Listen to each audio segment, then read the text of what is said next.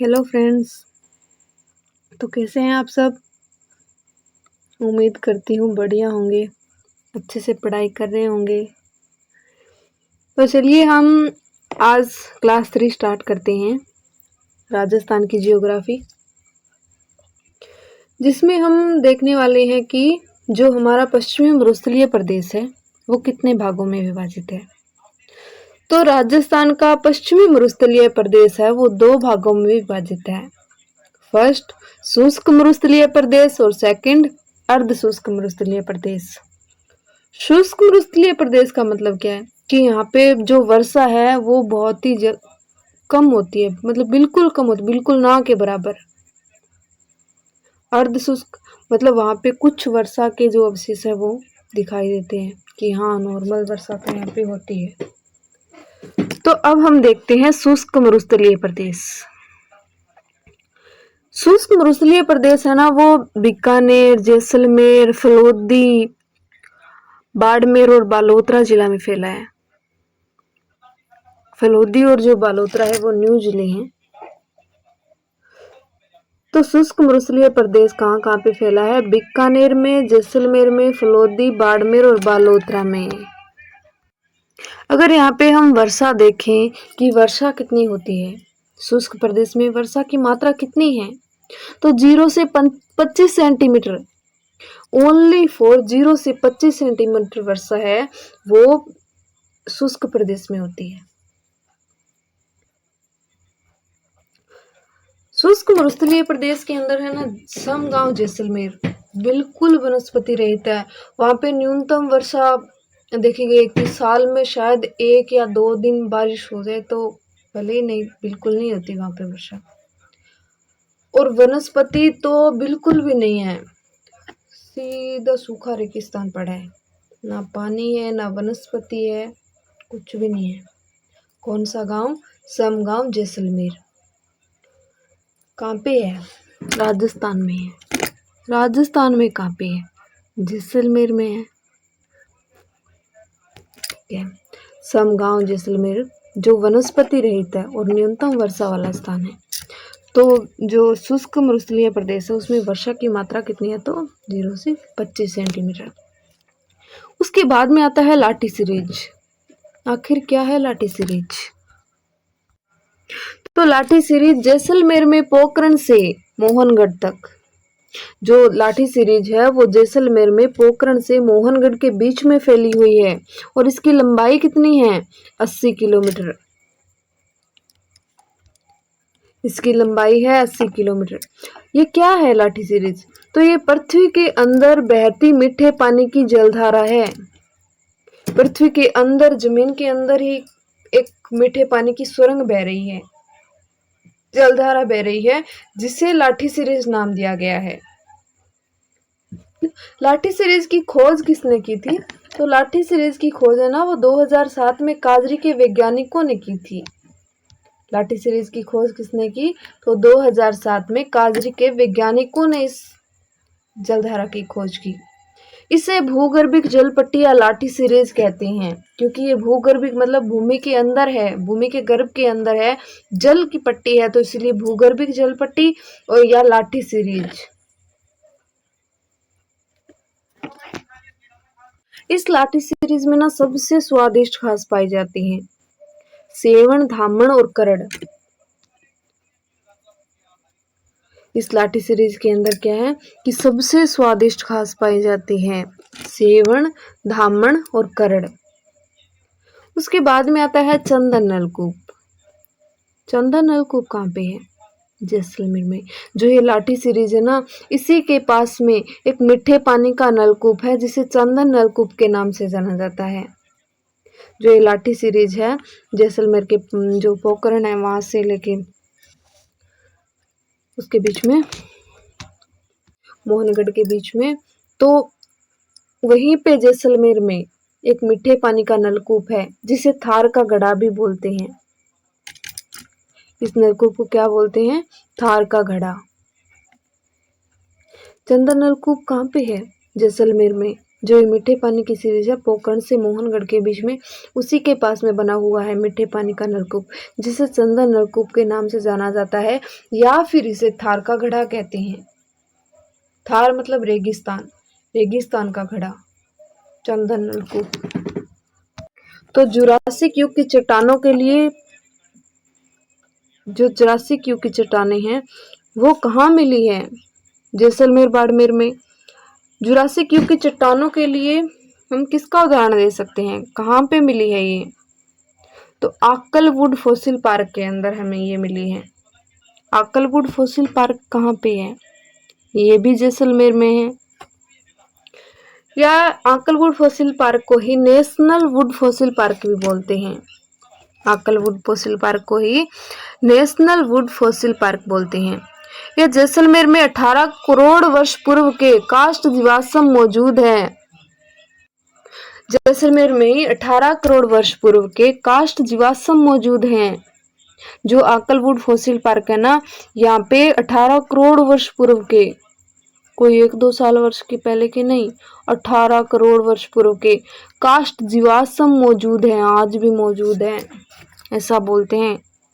ये आक्कलवुड fossil park के अंदर इसके जो उदाहरण हमें मिले हैं, देखने को मिलते हैं, वहां पे जाएंगे तो कभी देखेंगे। तो उसके बाद देखते हैं बाप बोल्डर क्या है, कहाँ है बाप? फलोदी के अंदर पड़ता है। बाप फलोदी में परमियम मतलब परमियन कार्बोनिफेरस काल के हिमानीकृत गोलाश्म के अवशेष मिले हैं। बाप बोल्डर फलोदी से में परमियम कार्बोनिफेरस काल के हिमानीकृत गोलाश्म के अवशेष मिले हैं। उसके बाद में हम देखते हैं बालूका स्तूप मुक्त या रहित क्षेत्र। हिमानीकृत गोलाश्म के अवशेष कहाँ से मिले हैं? बाप बोल्डर फलोदी से। ये किस काल से संबंधित, हिमानीकृत गोलाश्म के अवशेष है वो किस काल से संबंधित हैं? परमियम कार्बोनिफेरस काल से। ठीक है, क्वेश्चन सही है। उसके बाद हम देखते हैं बालूका स्तूप मुक्त या रहित क्षेत्र, जहाँ पे जो हमें धोरे या टिब्बे या रेत दिखाई नहीं देती, कंकड़ पत्थर, जो मोटे मोटे पत्थर होते हैं वो दिखाई देते हैं। तो वो है फलोदी, पोखरण, जैसलमेर। फलोदी, पोखरण, जैसलमेर व बालोतरा के मध्य फैला है। बालूका स्तूप मुक्त या रहित क्षेत्र है ना, वो फलोदी, पोखरण, जैसलमेर वह बालोतरा के मध्य फैला है। चट्टानी मरुस्थल का भाग है। यहाँ पे छोटी छोटी चट्टानें, बड़ी बड़ी चट्टानों के टुकड़े हमें दिखाई देते हैं, टीला नहीं दिखाई देते। टीला रहित है ये, लेकिन चट्टानों से युक्त है। जो फलोदी, पोखरण, जैसलमेर का स्थान है और बालोतरा के मध्य का जो स्थान है, वहां पे हमें चट्टानों के टुकड़े दिखाई देते हैं, रेत दिखाई नहीं देती, इसलिए टीला रहित क्षेत्र है ये, जिसे हमादा बोलते हैं। जहाँ पे चट्टानी मरुस्थल का भाग हमें दिखाई देता है, जो कि फलोदी, पोखरण और बालोतरा के मध्य फैला है, जिसे हम हमादा कहते हैं। ये पश्चिमी मरुस्थलीय का 41.50% भाग है। जो बालूका स्तूप मुक्त है ना जो प्रदेश, वो है पश्चिमी मरुस्थल का 41.50% भाग। हमादा किसे कहते हैं? जहां हमें चट्टानी मरुस्थल का भाग दिखाई देता है, जो टीला रहित क्षेत्र है, उसे हमादा कहते हैं।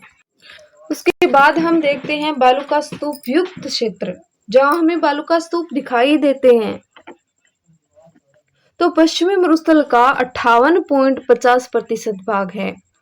जो बालूका स्तूप युक्त क्षेत्र है ना, जहाँ पे हमें टिब्बे मतलब टीले, बड़े बड़े टीले दिखाई देते हैं, जहाँ पे हमें रेत दिखाई देती है, वो पश्चिमी मरुस्थल का 58.50% भाग है। सर्वाधिक बालूका स्तूप कहाँ देखने को मिलते हैं? तो जैसलमेर में। हमें जो मरुस्थलीय भाग का सर्वाधिक बालूका स्तूप कहाँ देखने को मिलेगा? तो वो हमें मिलेगा जैसलमेर में। उसके बाद में क्या है? अर्ध शुष्क मरुस्थलीय प्रदेश। कौन सा है? अर्ध शुष्क मरुस्थलीय प्रदेश या बागड़, राजस्थान। बागड़ बोलते हैं उसको, राजस्थान का बागड़ क्षेत्र अर्ध शुष्क मरुस्थलीय प्रदेश में आता है। अभी हमने ऊपर पढ़ा शुष्क मरुस्थलीय प्रदेश, अभी दूसरा टॉपिक पॉइंट क्या है? अर्ध शुष्क मरुस्थलीय प्रदेश। ये इस अर्ध शुष्क मरुस्थलीय प्रदेश में कौन कौन से जिले आते हैं? तो इसमें श्री गंगानगर, हनुमानगढ़, चूरू, झुंझुनू, सीकर, डीडवाना, कुचामन, नागौर, जोधपुर, पाली और जालोर। कितने जिले, कौन कौन से जिले आते हैं? गंगानगर आता है, तो यहाँ पे पड़ता है गंगानगर। एक मिनट, यहाँ पे गंगानगर पड़ता है, यहाँ पे हनुमानगढ़ पड़ता है, ठीक है। उसके बाद में यहाँ पे पड़ता है चूरू, यहाँ पे बीच में। उसके नीचे पड़ता है झुंझुनू।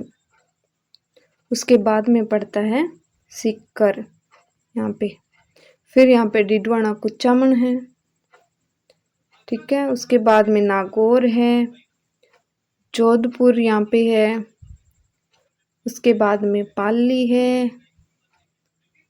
उसके बाद में यहाँ पे जालोर है, यहाँ पे, ठीक है। तो यहाँ पे आ गया गंगानगर, यहाँ पे आ गया हनुमानगढ़, यहाँ पे चूरू आ गया। से लाइन वाइज चलते रहती है। झुंझुनू, सीकर, डीडवाना, कुचामन, उसके पास में नागौर, उसके पास में जोधपुर, उसके पास पाली और जालोर।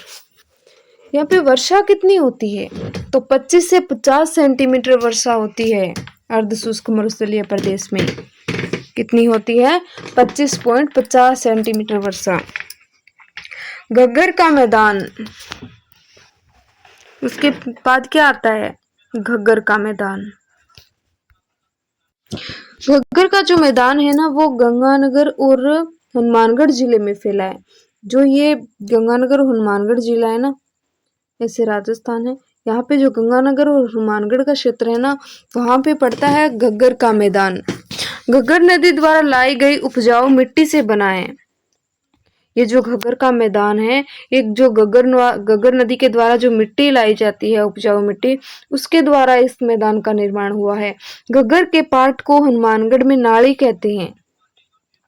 जो घग्गर नदी का पार्ट है ना, हनुमानगढ़ जिले में जहाँ पे बहती है, उसे नाली कहते हैं। नाली के नाम से उसे बुलाते हैं। उसके बाद हम देखते हैं शेखावाटी क्षेत्र। तो शेखावाटी क्षेत्र जो क्षेत्र है, उसमें चूरू, सीकर, झुंझुनू जिला आता है। कौन कौन से? शेखावाटी में कौन से जिले आते हैं? चूरू, सीकर, झुंझुनू, ठीक है।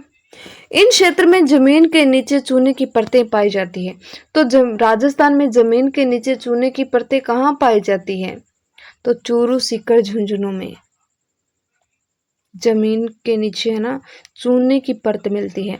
वर्षा का जल चूने की परतों में बहता है। देखो, जमीन के नीचे चूने की परत पाई गई और ऊपर से उसमें वर्षा का जल है, वो चूनों की परतों में बहता है, और इसीलिए इसे आंतरिक जल प्रवाही क्षेत्र भी कहते हैं। तो इसीलिए जो शेखावाटी क्षेत्र है चूरू, सीकर, झुंझुनू का, उसे आंतरिक जल प्रवाही क्षेत्र कहते हैं। चूने की परत के कारण ही यहाँ अधिक गर्मी व अधिक सर्दी पड़ती है। जो चूरू, सीकर, झुंझुनू जिला है, वहां पे जमीन के नीचे चूने की परत पाई जाती है। वहीं पे जो चूने की परतों में वर्षा का जल है, वो बहता रहता है, इसीलिए उसे आंतरिक जल प्रवाही क्षेत्र कहते हैं। चूने की परत के कारण ही यहाँ अधिक गर्मी और सर्दी पड़ती है।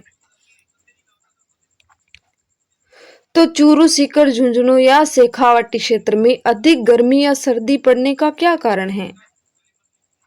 चूने की परत का होना, क्योंकि वहां पे जमीन के नीचे चूने की परत है, उसके अंदर जल की धारा बहती रहती है, इसीलिए उसे आंतरिक जल प्रवाह क्षेत्र कहते हैं, और इसीलिए वहां पे अधिक गर्मी और अधिक ठंड पड़ती रहती है।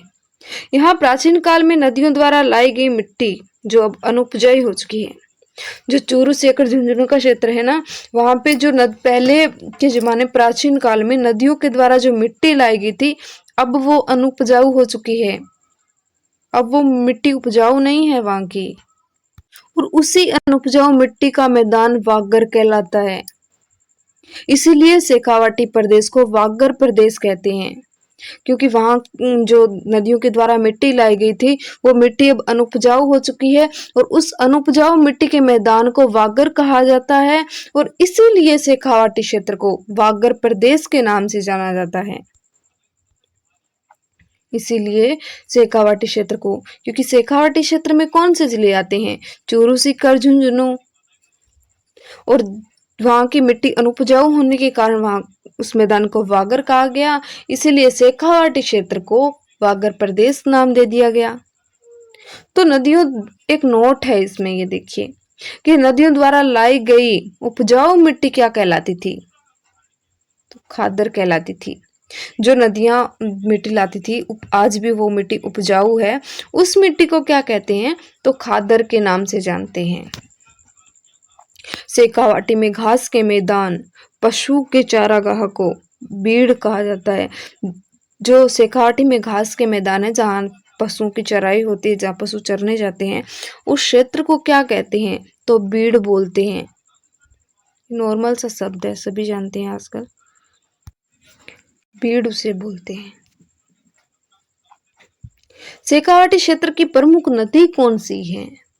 कांतली नदी है। कांतली नदी है वो शेखावाटी क्षेत्र की प्रमुख नदी है।